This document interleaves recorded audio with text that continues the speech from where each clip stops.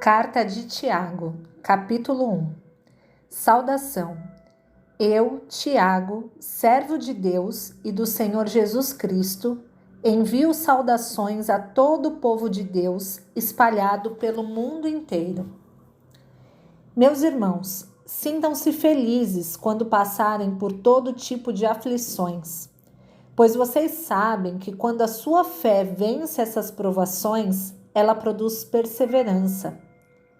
Que essa perseverança seja perfeita, a fim de que vocês sejam maduros e corretos, não falhando em nada.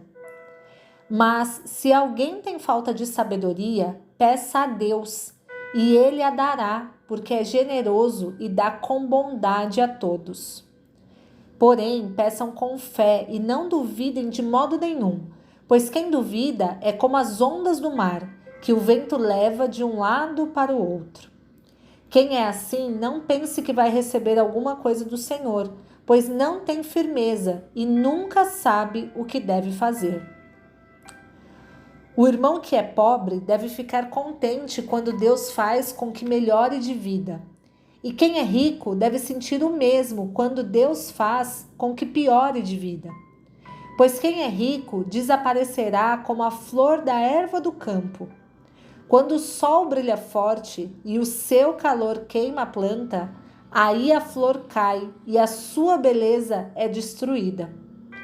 Do mesmo modo, quem é rico será destruído no meio dos seus negócios. Feliz é aquele que nas aflições continua fiel, porque depois de sair aprovado dessas aflições, receberá como prêmio a vida que Deus promete aos que o amam. Quando alguém for tentado, não diga, esta tentação vem de Deus, pois Deus não pode ser tentado pelo mal e Ele mesmo não tenta ninguém. Mas as pessoas são tentadas quando são atraídas e enganadas pelos seus próprios maus desejos. Então, esses desejos fazem com que o pecado nasça. E o pecado, quando já está maduro, produz a morte. Não se enganem, meus queridos irmãos. Tudo de bom que recebemos e tudo que é perfeito vem do céu, vem de Deus, o Criador das luzes do céu. Ele não muda nem varia de posição, o que causaria a escuridão. Pela sua própria vontade, Ele fez com que nós nascêssemos, por meio da palavra da verdade, a fim de ocuparmos o primeiro lugar entre todas as suas criaturas.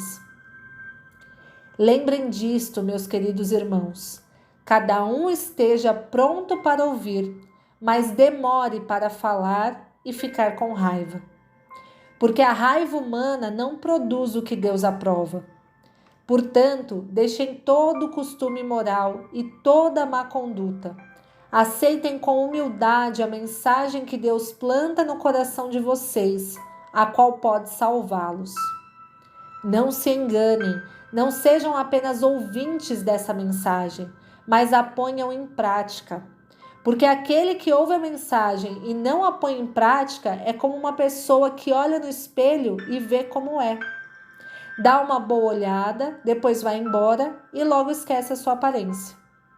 O Evangelho é a lei perfeita que dá liberdade às pessoas. Se alguém examina bem essa lei e não a esquece, mas a põe em prática, Deus vai abençoar tudo que essa pessoa fizer. Alguém está pensando que é religioso? Se não souber controlar a língua, a sua religião não vale nada e ele está enganando a si mesmo. Para Deus, o Pai, a religião pura e verdadeira é esta: ajudar os órfãos e as viúvas nas suas aflições e não se manchar com as coisas más deste mundo. Capítulo 2. Meus irmãos, vocês que creem no nosso glorioso Senhor Jesus Cristo, nunca tratem as pessoas de modo diferente por causa da aparência delas. Por exemplo, entra na reunião de vocês um homem com anéis de ouro e bem vestido, e entra também outro, pobre e vestindo roupas velhas. Digamos que vocês tratam melhor o que está bem vestido e dizem: este é o melhor lugar, sente-se aqui. Mas dizem ao pobre: fique de pé ou sente-se aí no chão, perto dos meus pés. Nesse caso, vocês estão fazendo diferença entre vocês mesmos e estão se baseando em maus motivos para julgar o valor dos outros. Escutem, meus queridos irmãos. Deus escolheu os pobres deste mundo para serem ricos na fé e para possuírem o reino que Ele prometeu aos que o amam. No entanto, vocês desprezam os pobres. Por acaso, não são os ricos que exploram vocês e os arrastam para serem julgados nos tribunais? São eles que falam mal do bom nome que Deus deu a vocês. Se vocês obedecerem à lei do reino, estarão fazendo o que devem, pois nas Escrituras Sagradas está escrito: ame os outros como você ama a você mesmo. Mas, se vocês tratam as pessoas pela aparência, estão pecando, e a lei os condena como culpados. Porque quem quebra um só mandamento da lei é culpado de quebrar todos. Pois o mesmo que disse, não cometa adultério, também disse, não mate. Mesmo que você não cometa adultério, será culpado de quebrar a lei se matar. Falem e vivam como pessoas que serão julgadas pela lei que nos dá a liberdade. Quando Deus julgar, não terá misericórdia das pessoas que não tiveram misericórdia dos outros. Mas as pessoas que tiveram misericórdia dos outros não serão condenadas no dia do juízo final. Meus irmãos, que adianta alguém dizer que tem fé se ela não vier acompanhada de ações? Será que essa fé pode salvá-lo? Por exemplo, pode haver irmãos ou irmãs que precisam de roupa e não têm nada para comer. Se vocês não lhes dão o que eles precisam para viver, não adianta nada dizer que Deus os abençoe, vistam agasalhos e comam bem.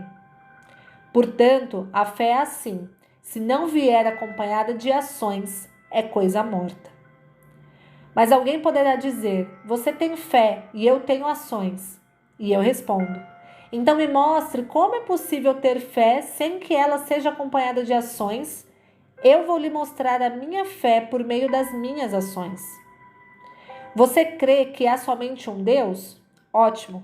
Os demônios também creem e tremem de medo. Seu tolo, vou provar-lhe que a fé sem ações não vale nada. Como é que nosso antepassado Abraão foi aceito por Deus? Foi pelo que fez quando ofereceu o seu filho Isaque sobre o altar. Veja como a sua fé e as suas ações agiram juntas. Por meio das suas ações, a sua fé se tornou completa.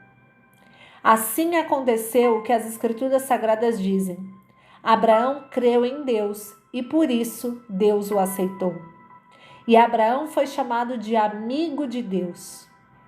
Assim, vocês veem que a pessoa é aceita por Deus por meio das suas ações e não somente pela fé. Foi o que aconteceu com a prostituta Raabe, quando hospedou os espiões israelitas e os ajudou a sair da cidade por outro caminho. Deus a aceitou pelo que ela fez. Portanto, assim como o corpo sem o espírito está morto, assim também a fé sem ações está morta. Capítulo 3. Meus irmãos, somente poucos de vocês deveriam se tornar mestres na igreja, pois vocês sabem que nós, os que ensinamos, seremos julgados com mais rigor do que os outros. Todos nós sempre cometemos erros. Quem não comete nenhum erro no que diz é uma pessoa madura, capaz de controlar todo o seu corpo. Até na boca dos cavalos colocamos um freio para que nos obedeçam e assim fazemos com que vão aonde queremos. Pensem no navio. Grande como é, empurrado por ventos fortes, ele é guiado por um pequeno leme e vai aonde o piloto quer. É isto que acontece com a língua. Mesmo pequena, ela se gaba de grandes coisas. Vejam como uma grande floresta pode ser incendiada por uma pequena chama. A língua é um fogo. Ela é um mundo de maldade. Ocupa o seu lugar no nosso corpo e espalha o mal em todo o nosso ser. Com o fogo que vem do próprio inferno, ela põe toda a nossa vida em chamas. O ser humano é capaz de dominar todas as criaturas e tem dominado os animais selvagens, os pássaros, os animais que se arrastam pelo chão e os peixes. Mas ninguém ainda foi capaz de dominar a língua. Ela é má, cheia de veneno mortal, e ninguém a pode controlar. Usamos a língua tanto para agradecer ao Senhor e Pai, como para amaldiçoar as pessoas que foram criadas parecidas com Deus. Da mesma boca saem palavras tanto de agradecimento como de maldição. Meus irmãos, isso não deve ser assim. Por acaso, pode a mesma fonte jorrar água doce e água amarga? Meus irmãos, por acaso pode uma figueira dar azeitonas ou um pé de uva dar figos? Assim também, uma fonte de água salgada não pode dar água doce. Existem entre vocês alguém que seja sábio e inteligente? Pois então que prove isso pelo seu bom comportamento e pelas suas ações, praticadas com humildade e sabedoria. Mas, se no coração de vocês existe inveja, amargura e egoísmo, então não mintam contra a verdade, gabando-se de serem sábios. Essa espécie de sabedoria não vem do céu. Ela é deste mundo, é da nossa natureza humana e é diabólica. Pois onde há inveja e egoísmo, há também confusão e todo tipo de coisas más. A sabedoria que vem do céu é antes de tudo pura e é também pacífica, bondosa e amigável. Ela é cheia de misericórdia, produz uma colheita de boas ações, não trata os outros pela sua aparência e é livre de fingimento. Pois a bondade é a colheita produzida pelas sementes que foram plantadas pelos que trabalham em favor da paz. Capítulo 4. De onde vêm as lutas e as brigas entre vocês? Elas vêm dos maus desejos que estão sempre lutando dentro de vocês. Vocês querem muitas coisas, mas, como não podem tê-las, estão prontos até para matar a fim de consegui-las. Vocês as desejam ardentemente, mas, como não conseguem possuí-las, brigam e lutam. Não conseguem o que querem porque não pedem a Deus. E quando pedem, não recebem porque os seus motivos são maus. Vocês pedem coisas a fim de usá-las para os seus próprios prazeres. Gente infiel, será que vocês não sabem que ser amigo do mundo é ser inimigo de Deus? Quem quiser ser amigo do mundo se torna inimigo de Deus. Não pensem que não quer dizer nada essa passagem das Escrituras Sagradas. O Espírito que Deus pôs em nós está cheio de desejos violentos. Porém, a bondade que Deus mostra é ainda mais forte, pois as Escrituras Sagradas dizem: Deus é contra os orgulhosos, mas é bondoso com os humildes. Portanto, obedeçam a Deus e enfrentem o diabo, que ele fugirá de vós. Cheguem perto de Deus e ele chegará perto de vocês. Lavem as mãos, pecadores. Limpem o coração, hipócritas. Fiquem tristes, gritem e chorem. Mudem as suas risadas em choro e a sua alegria em tristeza. Humilhem-se diante do Senhor e Ele os colocará numa posição de honra. Meus irmãos, não falem mal uns dos outros. Quem fala mal do seu irmão em Cristo ou o julga está falando mal da lei e julgando-a. Pois, se você julga a lei, então já não é uma pessoa que obedece à lei, mas é alguém que a julga. Deus é o único que faz as leis e o único juiz. Só Ele pode salvar ou destruir. Quem você pensa que é para julgar os outros? Agora escutem, vocês que dizem: hoje ou amanhã iremos a tal cidade e ali ficaremos 1 ano fazendo negócios e ganhando muito dinheiro. Vocês não sabem como será a sua vida amanhã, pois vocês são como uma neblina passageira, que aparece por algum tempo e logo depois desaparece. O que vocês deveriam dizer é isto: se Deus quiser, estaremos vivos e faremos isto ou aquilo. Porém, vocês são orgulhosos e vivem se gabando. todo esse orgulho é mau. Portanto, comete pecado a pessoa que sabe fazer o bem e não faz. Capítulo 5. Agora, ricos, escutem, chorem e gritem pelas desgraças que vocês vão sofrer. As suas riquezas estão podres e as suas roupas finas estão comidas pelas traças. O seu ouro e a sua prata estão cobertos de ferrugem, e essa ferrugem será testemunha contra vocês, e como fogo comerá o corpo de vocês. Nesses últimos tempos, vocês têm amontoado riquezas e não têm pago os salários das pessoas que trabalham nos seus campos. Escutem as suas reclamações. Os gritos dos que trabalham nas colheitas têm chegado até os ouvidos de Deus, o Senhor Todo-Poderoso. Vocês têm tido uma vida de luxo e prazeres aqui na terra e estão gordos como gado, pronto para o matadouro. Vocês têm condenado e matado os inocentes, e eles não podem fazer nada contra vocês. Por isso, irmãos, tenham paciência até que o Senhor venha. Vejam como o lavrador espera com paciência que a sua terra dê colheitas preciosas.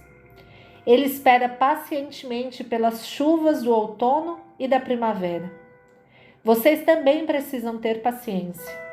Não desanimem, pois o Senhor virá logo. Irmãos, não se queixem uns dos outros para não serem julgados por Deus. O juiz está perto, pronto para vir.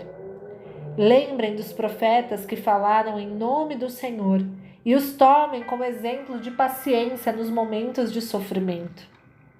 E nós achamos que eles foram felizes por terem suportado o sofrimento com paciência. Vocês têm ouvido a respeito da paciência de Jó e sabem como no final Deus o abençoou, porque o Senhor é cheio de bondade e de misericórdia. Acima de tudo, meus irmãos, quando vocês prometerem alguma coisa, não jurem pelo céu, nem pela terra, nem por nada mais. Digam somente sim quando for sim, e não quando for não, para que Deus não os condene. Se algum de vocês está sofrendo, ore. Se alguém está contente, cante hinos de agradecimento. Se algum de vocês estiver doente, que chame os presbíteros da igreja para que façam oração e ponham azeite na cabeça dessa pessoa em nome do Senhor. Essa oração, feita com fé, salvará a pessoa doente. O Senhor lhe dará saúde e perdoará os pecados que tiver cometido. Portanto, confessem os seus pecados uns aos outros e façam oração uns pelos outros, para que vocês sejam curados. A oração de uma pessoa obediente a Deus tem muito poder. O profeta Elias era um ser humano como nós. Ele orou com fervor para que não chovesse, e durante 3 anos e meio não choveu sobre a terra. Depois orou outra vez, e então choveu, e a terra deu a sua colheita. Meus irmãos, se algum de vocês se desviar da verdade e outro fizer voltar para o bom caminho, lembrem disto.